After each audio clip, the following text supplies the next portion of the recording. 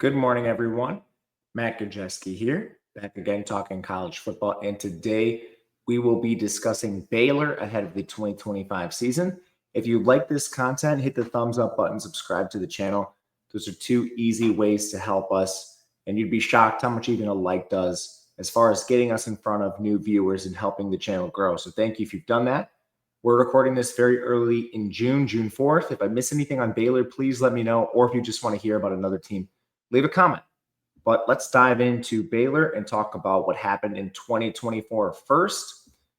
Efficiency metrics for this team were actually very good in offense, and they could have been better.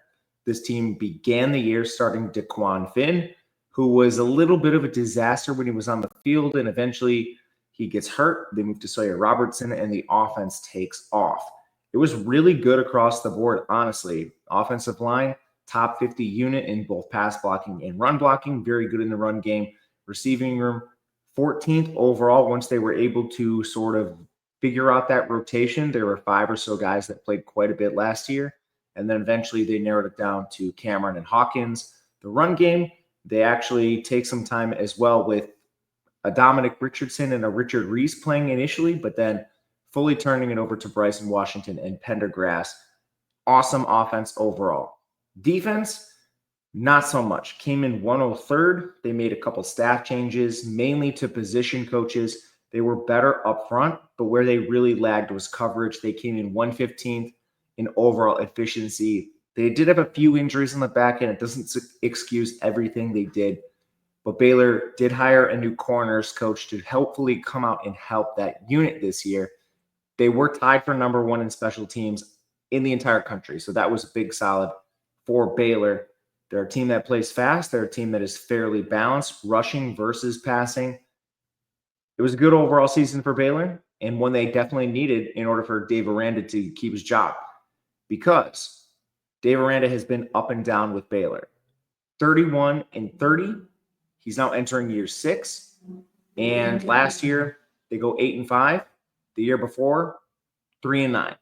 Kind of needed that season and needed to reach a bowl. Their losses came to Colorado, Utah, BYU, Iowa State, and LSU. 2 of those were by single digits. That was Colorado and BYU. Their best wins included Texas Tech, TCU, and Kansas. They didn't play a lot of single-digit wins either. It was sort of an up-and-down schedule with a couple really good teams and then some teams that were an absolute dumpster fire last year. OC Jake Spavital is back. It'll be his second season. He coordinated Cal's offense before coming over here. And before then, he was the coach of Texas State. This is an air raid offense and one where they showed a lot of improvement under Spavital. So with so many players back, including the QB, we should expect another pretty good season for this Baylor offense in the second season of his system. Defense, Matt Powledge is back for his 3rd season as DC. Prior to coming to Baylor, he was the co-DC with Oregon in 2022. He's a safeties coach. He coached safeties with Aranda before he took that little stint in Oregon. But the defense was a big problem, and part of what they did to correct this was bring in a couple position coaches, especially in the secondary. Paul Gonzalez comes in. He's the longtime TCU assistant secondary coach and someone who's been getting hype as a future position coach and maybe DC down the road. Hopefully that helps their struggles on the back end. That is something they did to address the problems of last year's leaky secondary. Now, let's go to recruiting and talent acquisition. This team is a bit all over the board. 37th in recruiting this year. That's 3rd in the Big 12. The year prior, in 2024, they were 62nd. That was 14th. 2023, they were 34th. That was 4th in the Big 12. So sort of bouncing all over the place. Their transfer classes also a little bit up and down. This year, they're 47th. The year prior, they were 38th. And in 23, they were 23rd. Retention is very good with this team. One of the best units I've seen so far, 85% of their last 2 classes. And of course, they got 100% this year. So it's a good roster for Baylor. This year in particular, they're returning a lot of talent, where the last 2 years especially, they've lost a lot of players. And we mentioned that secondary, that is a spot that they did lose a lot of players the year prior. So they were young. It is what it is. That'll just happen. Let's take a look at the roster for Baylor as we dive into things. Here's our data usage tool. If you want access to this, you can find it in our Discord. The link is below. Same link the entire summer. What we're trying to do is project who's going to play this year and then who is going to potentially back up these players and maybe get on the field if there's an injury or just rotation. Transfers are in yellow. Year they are in school to the right of that. Snaps the last 2 seasons. Recruits in terms of what their star was. And then a value score, which looks first at your recruiting. And then the more snaps you play, the less it looks at recruiting, the more it tries to evaluate how good you were just based on the field. So think of it like a Madden score, 50 being your average score overall. So with Baylor, they have Sawyer Robertson back at quarterback. He's a former 4-star transfer from Mississippi State. He was the backup to DeQuan Finn last year, which was a mistake, but he starts the final 11 games. 6'4", 220 pounds, completed 62% of his passes for 3,071 yards, 28 touchdowns, 8 interceptions, 15 big-time throws, and 16 turnover-worthy plays. So the first thing that stands out with him, 28 touchdowns, 15 big-time throws. His receivers were doing a lot of work for him. Yards after the catch, forcing missed tackles. But still, it was an offense designed for his skills. His time to throw was very short, 2.57 seconds. Also only took 16 sacks, which was pretty good for him. That's a 16% pressure to sack ratio. And then his mobility is fine. 230 rushing yards. That was 3.7 yards per carry. Ultimately, he finishes as the 43rd most efficient QB in football. Returning him should be a solid for this team. We know what we're getting at the very least. However, they go out and they add 4-star Walker White from Auburn. He's 6'3", 225, only threw 5 passes last year, but he came into college football as the 107th ranked recruit and the 8th ranked QB in the 2024 class. So that should leave your position in a pretty good spot as far as years to come, and if you have an injury this year at the quarterback position. Running back, we mentioned it. We had a little bit of a changing of the guard. Dominic Richardson and Richard Reese ultimately transferred out because Bryson Washington and Dawson Pendergrass had excellent seasons, starting with Washington. 6 feet, 203 pounds. He rushed for 1,028 yards. That's 5.9 yards per carry with 22 catches. Elite in the efficiency metrics. 727 of those yards came after contact while forcing 29 missed tackles. He immediately profiles as your lead back, leaving you in a great spot. But Dawson Pendergrass is also back after rushing for 671 yards. That's 5.5 yards per carry, 11 catches. A little bit of a bigger back. He's 6'2", 218. 399 of his yards came after contact, 21 forced missed tackles.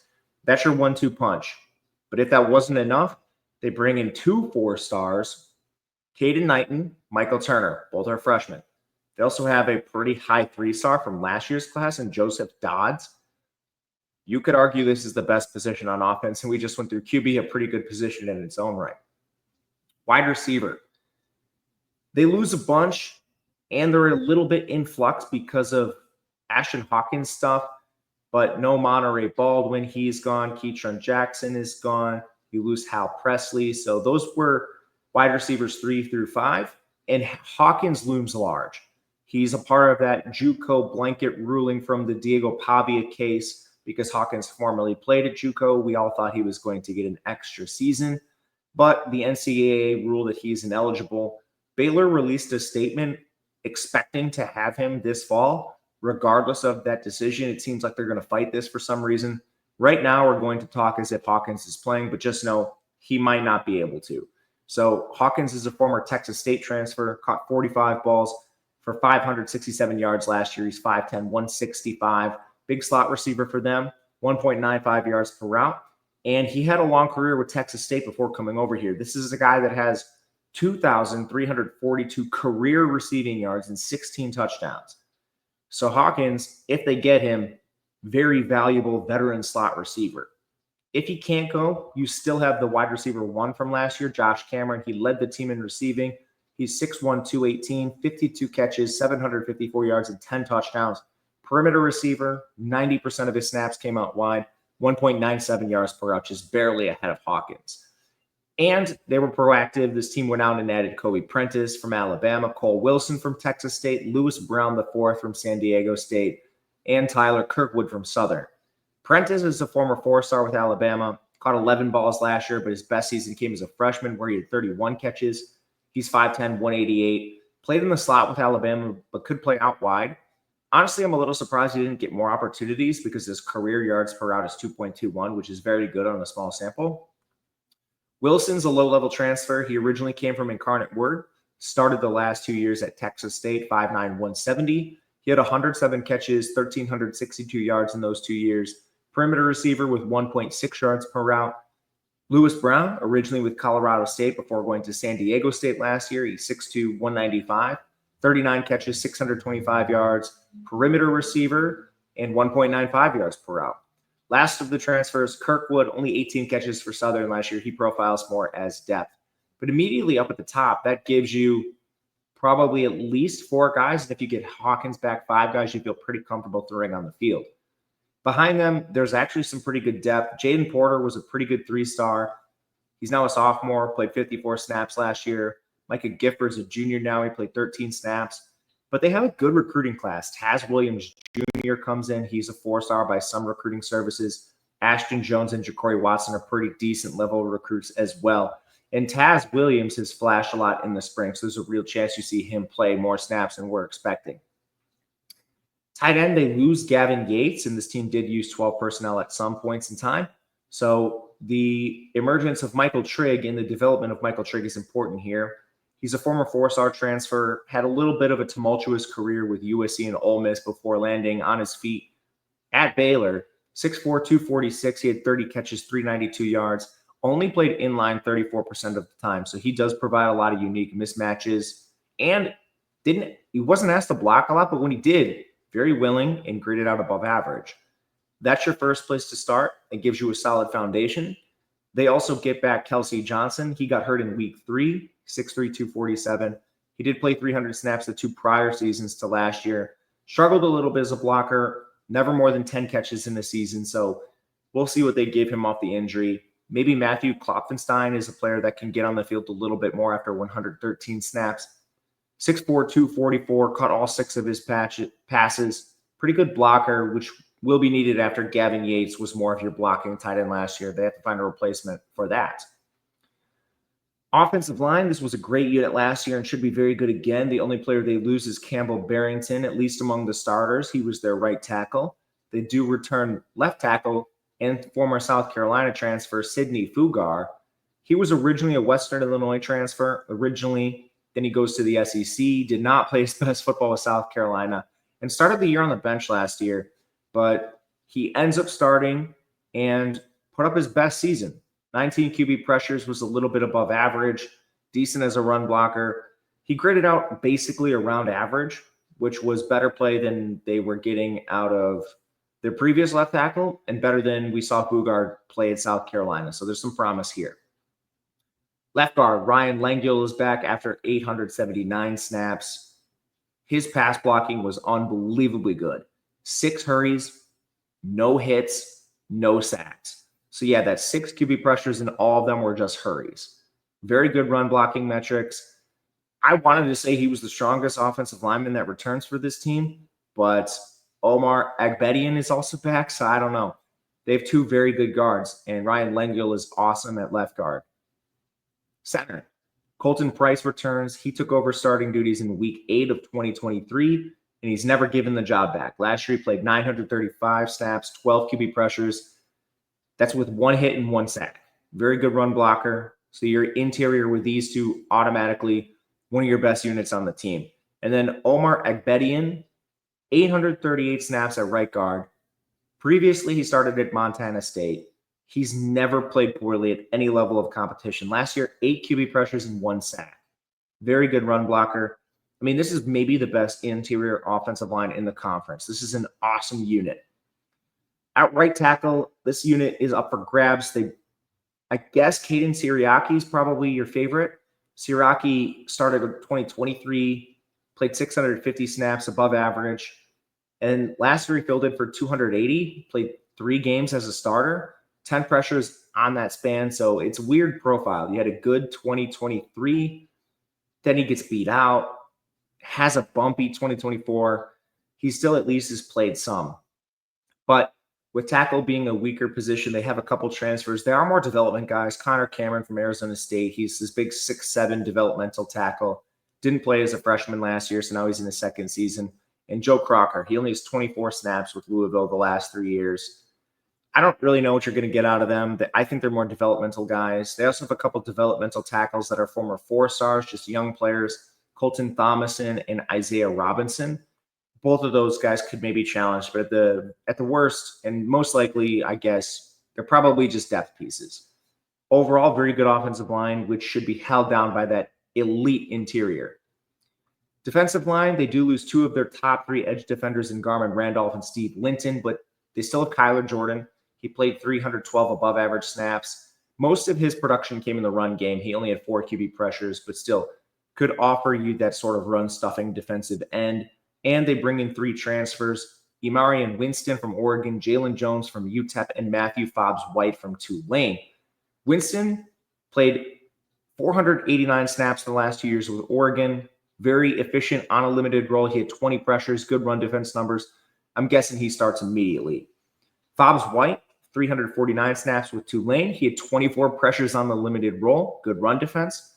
Just need him to jump up in competition.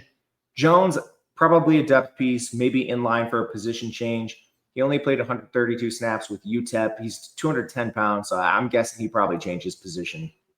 The rest of the group, they have a 4-star freshman in Kamar Morgan, who's getting a lot of hype. I think you do see him right away. And then Corey Kelly's redshirt sophomore. He played 48 snaps. The edge group wasn't their weakest unit, wasn't their strongest unit either. I think this unit is a little bit improved. Defensive tackle, the only player they really return is Jackie Marshall. They lose a couple rotational guys, but Marshall's an excellent returner. 619 snaps. He's a 290-pound defensive tackle. He had 28 pressures and 42 tackles. That was 4th on the team. He overall might be your best returning defender overall and an excellent player to clog up the middle.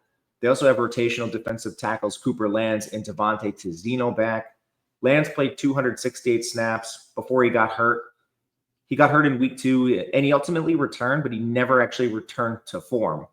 But he did play 462 snaps the year prior in 23, played well on them, so I think you can fall back on that. It's pretty easy to excuse the decrease in production to that injury in week 2. And Tizzino, he benefited from the injury. He ended up with a rotational role where I don't think he would have probably played as much. He's 294, an excellent run defender, and that kind of gives you a good trio up front to rotate. But they did add some transfers. Samu Tamu Pepe from Texas A&M, Adonis Frylu from Tulane, and Alessandro Lorenzetti from Michigan. Tamuan Pepe is a former 3-star. He only played 22 snaps with Texas A&M, but he's 350 pounds. Frylu played 325 snaps as a rotational player, but he's been in that rotation for 4 years. He has over 1,000 snaps to his name, and he was a good run defender. And then Lorenzetti, I have no idea what this guy gives you. He originally went to Michigan as an offensive line recruit. They flipped him over to defense, and he still hasn't played a snap. They also have a 4-star redshirt freshman in Alex Foster.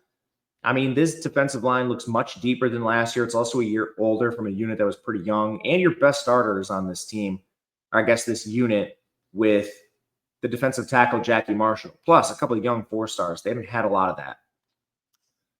Linebacker, they lose Matt Jones, but Keaton Thomas is back. He originally is a JUCO kid, but he comes and starts immediately at Baylor.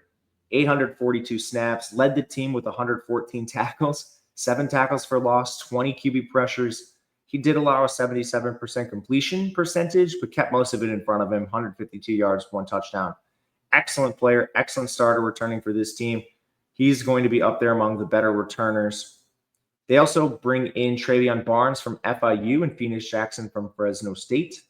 Barnes, originally a JUCO kid as well, played for FIU last year, 717 snaps, led the team with 129 tackles, 11 tackles for loss, 15 QB pressures, 78% completion for 257 scoreless yards. Amazing across the board, but that was in Conference USA. Jackson played 448 snaps for Fresno, and he was very good in coverage. The reason his run defense numbers are a little bit low, he missed 10 tackles, 19% of his tackle attempts, but 142 scoreless yards in coverage, 2 interceptions, 3 PBUs. They also have a 4-star freshman here at linebacker in Caleb Burns, who's expected to contribute. And considering the struggles we've seen from like a Kylan Reed or a Jeremy Evans on their rotational snaps, it wouldn't be surprising to see Caleb Burns beat those guys out right away and at least enter the 2 deep, if not start. Defensive back, Baylor's replacing about half of their room. Best one is Devin Lemire, but that was a bad secondary. It is what it is. They are returning boundary corner Caden Jenkins. He's played 1,121 snaps the last 2 years, but he took a slight step back last year. Still was one of the better starters in the secondary, a 51% completion percentage. The big problem was big plays, 434 yards, 3 touchdowns, but that did come with 1 interception and 7 PBUs, good run defense metrics as well. If we can just give up a few less big plays, he should be a quality returning starter. Their nickel's also back, Carl Williams IV. He started a lot of the last 2 years, 853 snaps to his name. He took a little bit of a step back last year as well with a 68% completion percentage for 314 yards and 1 touchdown, 2 PBUs, solid run game. His season was better in 23, so they're kind of hoping your new secondary coach, or excuse me, your new corners coach Gonzalez can coax these players back to previous levels of play we've seen. But there's a lot of transfers coming in. Calvin Simpson-Hunt from Ohio State, Caldwell Williford from Tennessee Tech, KJ Makins from Houston Christian. Simpson-Hunt is a former 4-star from Ohio State, so that immediately should help your talent. Hasn't played much, but that'll happen at Ohio State. Williford started with Tennessee Tech last year. Numbers were up and down, 455 yards and 4 scores, but 2 INTs, 5 PBUs. And then Makins, he only played 275 snaps at Houston Christian last year. He was already transferring up from Lenore Ryan, so I don't think we see much of him this year. They also have a few rotational guys that might end up playing, like Tevin Williams III. He started 3 games, 249 snaps, including the bowl. He was pretty decent on limited opportunities, and he only allowed 51 yards on 249 snaps. LeVar Thornton Jr. played 181 snaps, only allowed 4 catches, but one of those went for a touchdown. Another one went for an interception. And they also get back Western Kentucky transfer Kendrick Simpkins, who started 2 games last year, got hurt in week 4, and only played 135 snaps. He had a torn quad. So Simpkins had started for Western Kentucky. He has over 1,800 snaps to his name, and he started 2 games last year in the first 4 weeks of the year. He's a candidate to start immediately as well. Safety, they do return Devin Bobby, who started the last 2 years, 1,585 snaps. He was 3rd on the team in tackles with 80. Solid in coverage, a 57% completion percentage for 285 yards, 2 touchdowns, 3 picks, and 1 PBU. He should be locked into one of the positions. DJ Coleman could play the other. He had 278 snaps, started the bowl game, was decent enough in coverage, but they do bolster this unit with some transfers. Devin Turner comes over from Northwestern. He was a 2-year starter there, and he played exceptionally well. 51 tackles, 66% completion percentage, 221 yards, 2 touchdowns, 3 interceptions, and 2 PBUs was pretty awesome for him. They bring in Tyler Turner from Oregon. He has not played much, so developmental piece. And they also bring in Placide Jungu-Sungu from Duke. Basically, he was a special teamer, and he's kind of coming home to Texas. I don't think he's going to play much. At kicker, Connor Hawkins, he was originally listed as a co-starter last year, but then he suffered an injury, and he only appeared in 2 games. He made 5 extra points. He had 1 field goal attempt, which he missed, but it was a 50-yarder against BYU in week 5. He's still a redshirt freshman, so I fully expect him to win this job. And overall, this is a Baylor roster which is much improved, sort of reminiscent on some of those early Dave Aranda teams where it looked like it was all up for Baylor. So we'll see what they give you. Let's look at the schedule and see what we can expect from this team moving forward. So, non-con is not easy. You kick off the year against Auburn. It is at home, but Auburn is a much improved SEC team. Then you travel to SMU. It's not like a big road trip or anything, but SMU is just in the college football playoff. They have an excellent roster in the ACC. And then you get Samford, which is a benefit to you. And then you're right into Big 12 plays. 2 hard non-con games for Baylor is not helping Dave Aranda by any means. They could win both. They could go 0-2. Neither would surprise me. In the Big 12, they dodge Texas Tech, but they do face Arizona State, Kansas State, TCU, and Utah. All those teams are towards the top of the Big 12, as is Baylor themselves. You know, Baylor is the 4th best odds in the conference, and they're actually tied for 4th. They're plus 700 to win. And no team is higher than plus 600. So they're like right up there. What that says to me is in those tough games against, you know, the Arizona States, Kansas States, TCUs, and Utahs, Baylor's going to be a short dog or a short favorite in those games, probably depending on location. And if they look good early in the season, they could be favored in more games than we're expecting. What we can say is the rest of the schedule, the Oklahoma State, Cincinnati's, UCF, and Arizona, and Houston, Baylor should be a sizable favorite in those games. So your floor to me is 6 wins, clear bowl team. I think they're better than that just because, that's if the bottom falls out in Baylor. You're still going to be favored in 6 games, clearly. They're likely to be favored in a few more, and I think this team is a dark horse to win this conference. Now, maybe dark horse isn't the right answer. They're sitting at plus 700, but it's a good team. They could very easily represent this conference in the college football playoff. And honestly, I think they might have the second best roster to Texas Tech. In my opinion, they're sort of a big 3 roster-wise up at the top with Arizona State, Texas Tech, and Baylor, and how those teams play each other. They don't all play each other either. Like Baylor doesn't play Texas Tech. So there are going to be opportunities for this team to win the conference. And luckily, their non-conference does not count towards their potential playoff berth. Big 12 is not the team that's generally in the at-large conversation, but you never know. Anyway, that'll do it for us today. Let me know who you want to see next. Until next time, good luck, everyone. We'll see you later.